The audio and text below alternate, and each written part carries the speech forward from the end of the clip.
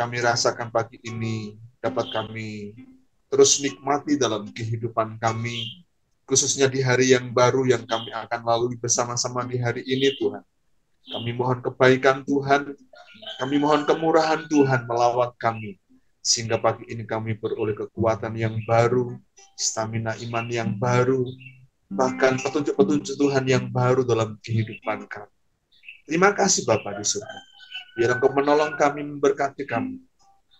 Pakai hamba-Mu Ibu Nana yang akan menjadi berkat buat kami semua dalam penyampaian renungan pada pagi ini, dengan pengurapan yang baru atas kami semua.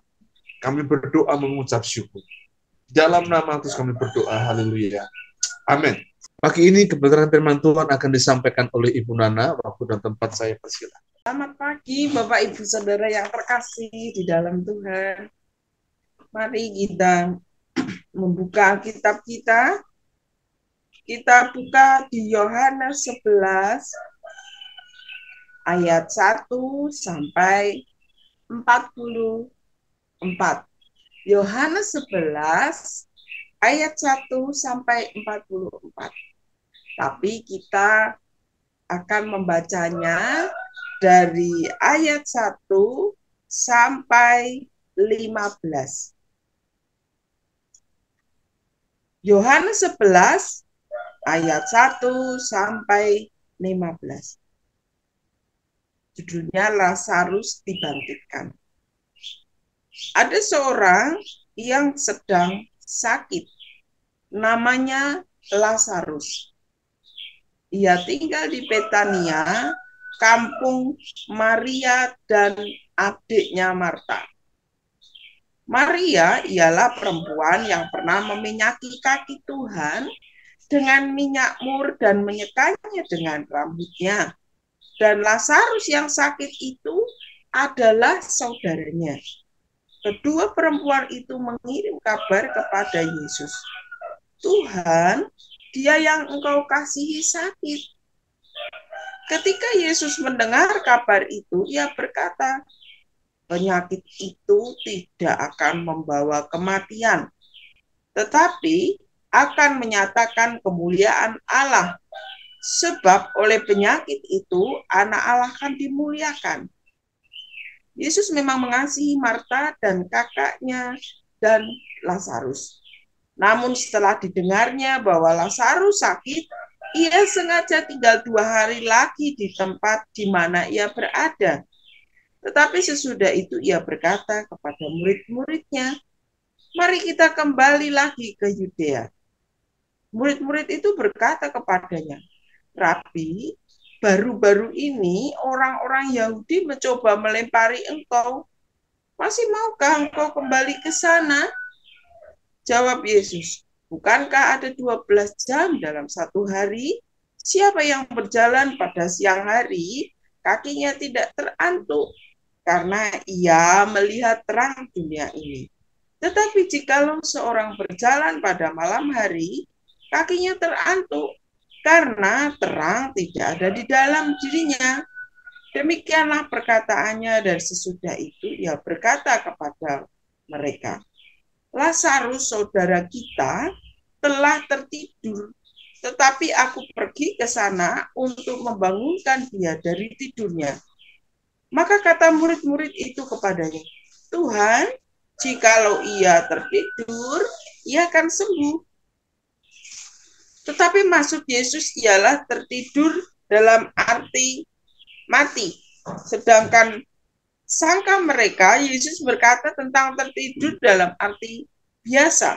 Karena itu Yesus berkata dengan terus terang, Lazarus sudah mati. Tetapi syukurlah aku tidak hadir pada waktu itu, sebab demikian lebih baik bagimu supaya kamu dapat belajar percaya. Marilah kita pergi sekarang kepadanya.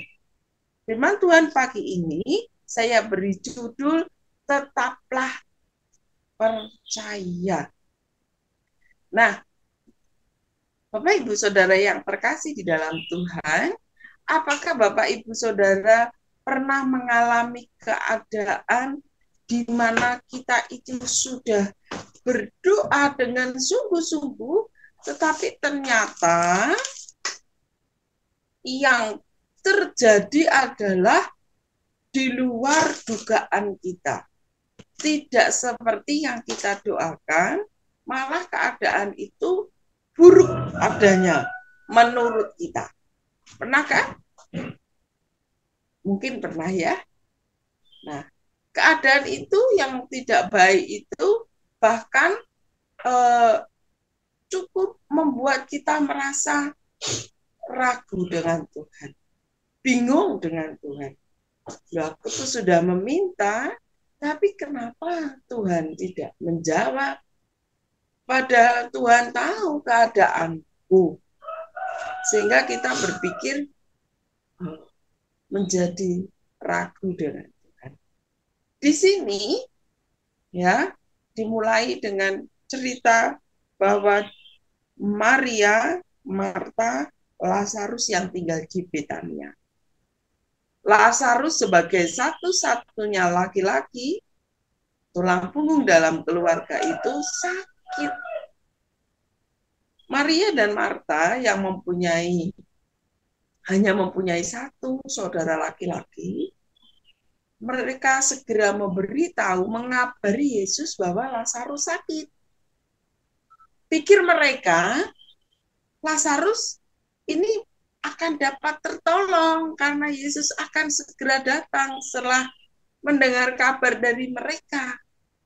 Tapi kalau kita baca, ketika Yesus mendengar kabar itu, Yesus ini yang mengasihi keluarga ini. Ditulis loh ya di ayat 5, Yesus memang mengasihi. Dan waktu Yesus dikabari, Yesus berkata, penyakit itu tidak akan membawa kematian, tapi akan menyatakan kemuliaan Allah. Sebab oleh penyakit itu anak Allah akan dimuliakan. Nah, Yesus sengaja tinggal 2 hari lagi. Tidak segera buru-buru datang ke Betania, tapi Yesus masih tinggal di tempat itu 2 hari lagi.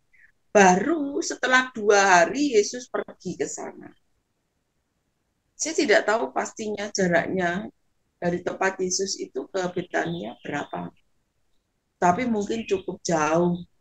Dan jangan lupa zaman dulu itu kan tidak seperti sekarang yang ada motor atau mobil. Sehingga lebih cepat. Mereka harus jalan kaki. Karena apalagi itu rombongan Yesus dengan murid-muridnya. Nah, pada waktu itu, Yesus berkata bahwa Lazarus ini sedang tertidur. Aku akan ke sana untuk membangunkannya. Dan respon para murid adalah mereka menanggapinya bahwa Lazarus itu tertidur dalam arti sebenarnya. Orang tidur, kalau sakit bisa tidur, berarti dia akan sembuh karena bisa istirahat. Begitu pikiran mereka. Sehingga mereka berkata, Tuhan, jikalau Lazarus ini tertidur, berarti dia akan sembuh. Sehingga kemudian Yesus berkata kepada murid-muridnya, Lazarus itu sudah mati. Lazarus itu sudah mati. Saya yakin para murid ini yang mendengar itu bengong. Pasti mereka akan berpikir-pikir, kok Yesus ngomong begitu? Kok menunda-nunda sehingga Lazarus mati? Nah, tapi di ayat 15 dikatakan, tapi syukurlah aku tidak hadir pada waktu itu, sebab demikian lebih baik bagimu supaya kamu dapat belajar percaya. Marilah kita pergi sekarang kepadanya. Bapak Ibu Saudara, apa yang terjadi pada Lazarus itu tidak hanya untuk kemuliaan Tuhan, tetapi Yesus memberi kesempatan kepada para murid untuk belajar percaya. Yesus dikatakan dia bersyukur, dia senang, karena ini kesempatan untuk mengajar. Tidak hanya dengan kata-kata, tetapi dengan sesuatu yang nyata. Di dalam kehidupan kita, kejadian-kejadian yang kita alami itu adalah proses pembelajaran dari Tuhan. Kalau kita baca firman Tuhan di rumah atau dengar khotbah di gereja, maka kita itu sedang mengisi diri kita dengan firman. Tapi untuk prakteknya adalah dalam kehidupan kita sehari-hari. Kalau Tuhan bilang kita harus belajar percaya, maka kita diberi kesempatan untuk belajar percaya itu lewat kehidupan kita sehari-hari yang itu di luar jangkauan kita. Kita itu kan merasa aman, tenang, dan sejahtera kalau segala sesuatu yang kita rencanakan itu terjadi seperti apa yang menjadi rencana kita, kan? Kita akan merasa tenang jika apa yang menjadi doa-doa dan harapan kita itu Tuhan penuhi dengan seperti yang kita minta. Tetapi Tuhan mengajar kita lewat keadaan di dalam hidup kita supaya kita belajar dengan praktek. Seperti kalau kita sekolah dulu, kita kan diajar. Ya, waktu saya sekolah di SMK, saya mendapatkan teorinya. Guru-guru saya mengajar. Tapi setelah saya diajar, setelah kami belajar teori, pasti ada hari-hari di mana kami akan mempraktekkan teori itu. Dari awal sampai akhir. Sehingga kami memahami dengan betul. Saat saya bekerja, saya belajar, setelah saya belajar, saya harus bekerja. Bekerja untuk apa? Mempraktekkan pelajaran yang sudah saya terima di sekolah. Sehingga saya bisa mengerti, saya bisa mahir. Begitu. Sama saja dengan hidup kita. Tuhan mengajar kita lewat firman-Nya yang kita dengar dan kita baca. Tapi dalam kehidupan kita sehari-hari, itu adalah prakteknya. Sehingga kita menjadi cakap. Kita jadi semakin mengenal Tuhan. Kita bisa menjadi bertumbuh rohaninya, menjadi dewasa. Bapak Ibu Saudara yang terkasih, kalau kita lihat dari bacaan kita ini, orang-orang yang ada di sekitar Yesus ini selalu beresponnya berbeda-beda. Thomas itu, kalau kita lihat di ayat selanjutnya, setelah Yesus mau pergi ke Betania, terus ada omong-omong, Tuhan kok mau ke sana sih? Kemarin-kemarin itu kan ada orang-orang Yahudi yang mau berbuat jahat kepada Tuhan. Tahu apa yang dikatakan Thomas kepada teman-temannya dan murid yang lain? Marilah kita pergi juga untuk mati bersama-sama dengan dia. Dia berespon seperti itu karena dia pikirannya, waduh, malah ke sana, nanti akan celaka. Bagaimana ini? Tuhan ini selalu begitu. Sehingga kalimatnya seperti kalimat pasrah gitu ya. Ya wes, ya sudahlah, ayo kita pergi untuk mati bersama-sama dengan dia. Lalu kita melihat lagi beberapa respon lagi. Marta setelah mendengar Yesus datang, dia itu kan memang orangnya cepat bereaksi gitu ya. Sehingga begitu dia mendengar berita bahwa Yesus datang ke Betania, cepat-cepatlah dia keluar dari rumah untuk menjumpai Yesus. Bukan Yesus sudah sampai di rumah Marta, bukan. Tapi menjumpai Yesus di jalan. Masih dalam perjalanan. Dia buru-buru ke sana. Dan pertama kali yang dia katakan adalah, Tuhan Yesus, seandainya engkau datang lebih awal, Lazarus tidak akan mati. Tapi sekarang dia sudah mati. Ya, itu ungkapan yang biasa. Saat kita menghadapi sesuatu, kadangkala kita juga akan bertanya kepada Tuhan. Tuhan, mengapa kau tidak menolong kami? Coba kalau Tuhan ini, maka tidak seperti ini. Coba kalau Tuhan begitu, maka tidak akan jadi seperti itu. Nah, Marta juga begitu. Dia segera ngomong dengan Tuhan, Tuhan, sekiranya Engkau cepat datang, maka saudara kami tidak mati. Yesus berkata-kata kepada Marta ini dengan bahasa yang jelas, dengan kalimat yang jelas. Di ayat 23, saudaramu akan bangkit. Tetapi Marta yang tadinya itu berkata, seandainya kau ini datang lebih awal, maka saudaraku ini akan tidak mati. Lalu dia juga berkata bahwa aku itu percaya kalau Tuhan itu minta kepada Allah, maka akan diberikan. Dia itu bilang percaya. Tapi kemudian dia, saat Yesus bilang bahwa saudaranya akan bangkit, Marta pun berkata, ya, dia akan bangkit pada waktu akhir zaman. Bapak Ibu Saudara, kita itu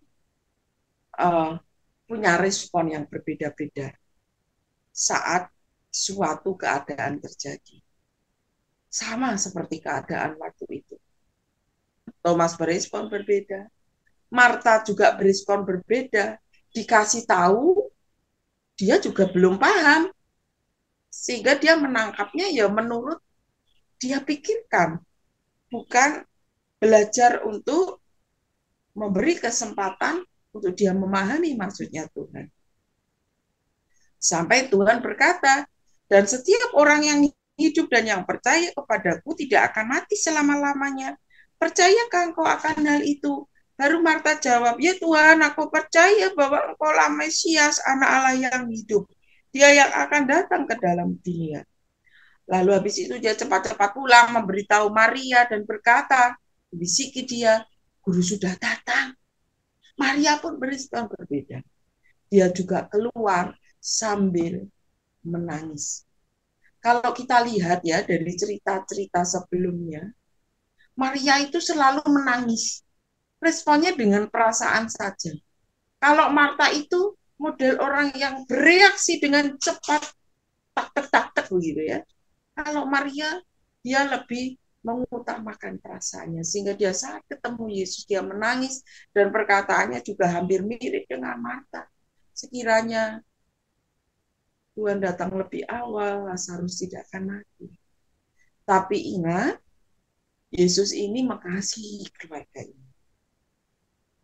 Yang tidak dikenal Tuhan saja Tuhan tolong. Apalagi keluarga ini. Sehingga saat Yesus melihat Maria menangis dan banyak orang berkata, masakan dia tidak bisa menolong. Hati Yesus menjadi, di sini dikatakan maskur. Hatinya merasa sedih. Sehingga Yesus bilang, ayo itu batu yang menutup kuburan Lazarus, singkirkanlah. Marta langsung jawab, Tuhan ini sudah 4 hari, nanti bagaimana? Lazarus sudah bau. Itu respon kita. Wajar enggak? Wajar.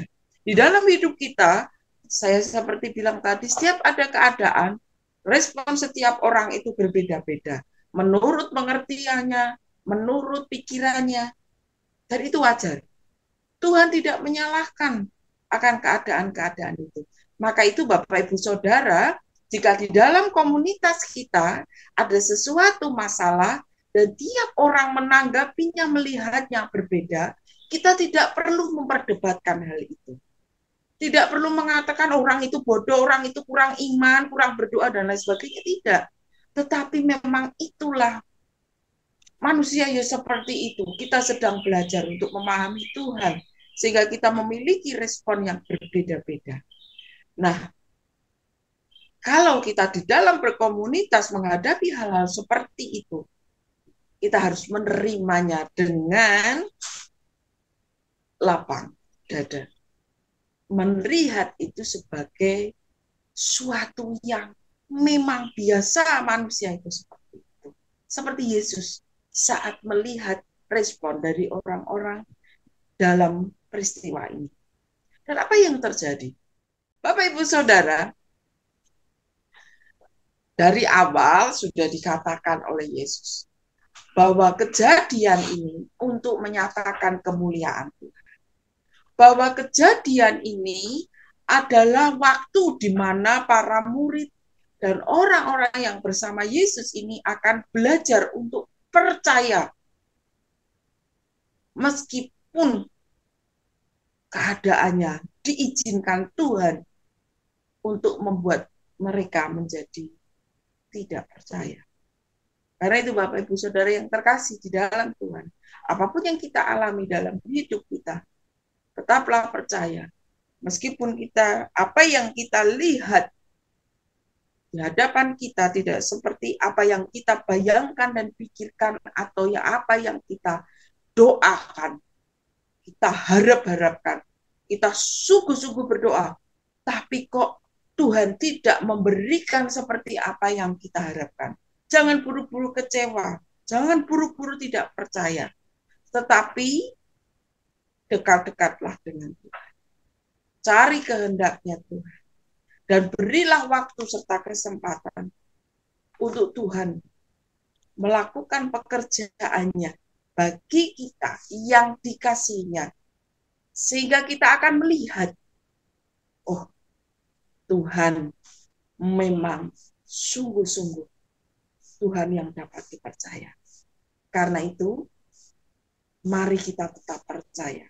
Apapun yang terjadi dalam hidup kita, jangan pernah tidak percaya. Tetapi percayalah, meskipun keadaannya tidak seperti yang kita harapkan, doakan, inginkan. Tapi tetaplah percaya bahwa Tuhan punya 1001 macam cara untuk memberikan kita jalan keluar. Supaya apa?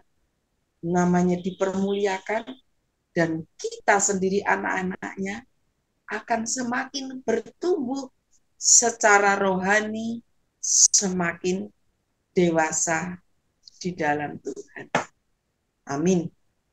Mari kita berdoa. Bapa di surga, kami mengucap syukur untuk firman-Mu pagi ini.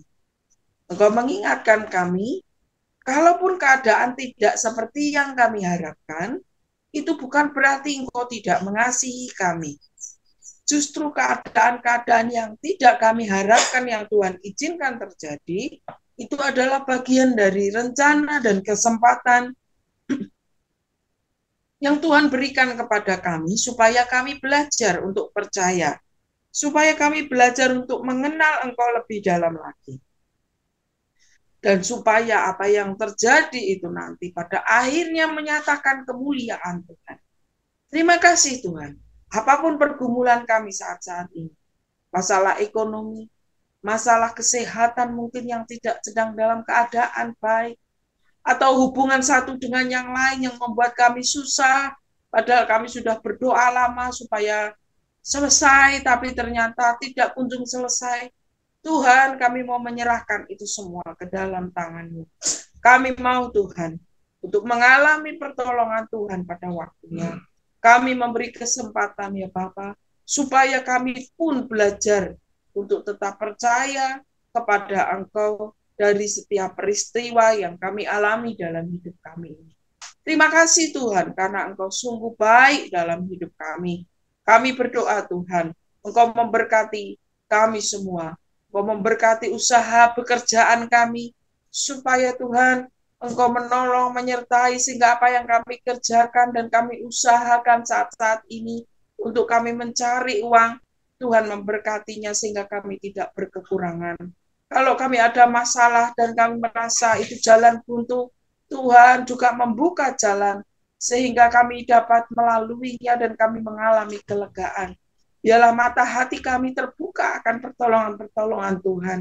Jikalau ada di antara kami yang sudah merasa lelah akan hidup ini, ya Tuhan, kami minta kekuatan yang baru. Kami meminta Roh Kudus-Mu memberikan kami kekuatan, ketabahan, semangat yang menyala-nyala, sehingga kami tetap kuat untuk menjalani kehidupan kami ini. Di dalam nama Tuhan Yesus Kristus, kami berdoa dan bersyukur. Biarlah kasih Tuhan dilimpahkan dalam kehidupan kita semuanya. Tuhan memberkati engkau dan melindungi engkau. Tuhan menghadapkan wajahnya yang kudus kepadamu dan seraya memberikan berkat sukacita, berkat damai sejahtera dilimpahkan dalam kehidupan kita semuanya. Engkau akan menjadi kepala bukan ekor, dan hidup malam kehidupan yang diberkati oleh Tuhan. Seperti pohon yang ditanam di tepi aliran yang menghasilkan buah. Demikianlah hidupmu diberkati oleh Tuhan dari sejak pagi ini besok, bahkan sampai kepada Maranatha. Kristus Yesus datang kedua kali menjemput kita semua. Di dalam berkat nama Tuhan kami berdoa mengucap syukur. Haleluya. Amin.